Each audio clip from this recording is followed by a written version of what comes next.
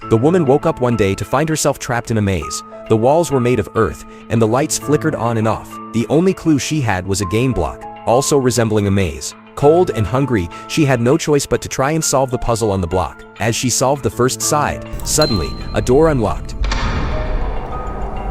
She pushed it open, only to find a fresh hamburger waiting for her inside. She devoured it hungrily, and quickly solved the second puzzle. This time, a clean bed appeared before her. The woman understood. This was an intense game. As long as she solved the puzzles, the unseen controller would reward her. But the next puzzle was far too difficult. No matter how hard she tried, she couldn't solve it. And in this maze, nothing was worse than the unbearable thirst. The woman searched for a long time but only found a dirty toilet. In the end, she couldn't stand the thirst any longer and cupped her hands to drink the water from the toilet. At that moment she finally broke down, screaming in frustration as she tossed the game block aside. But the next second, she regretted it. She hurriedly picked the block back up and apologized desperately to the unseen force, as if it could hear her pleas. Soon after, a small bottle of clean water appeared before her. Time passed. She wasn't sure how much. Then one day she thought she heard crying. Following the sound, she came to an iron door. She was about to comfort whoever was inside when she noticed a note on the door. It was the code to the lock. She dialed in the combination, carefully opening the door.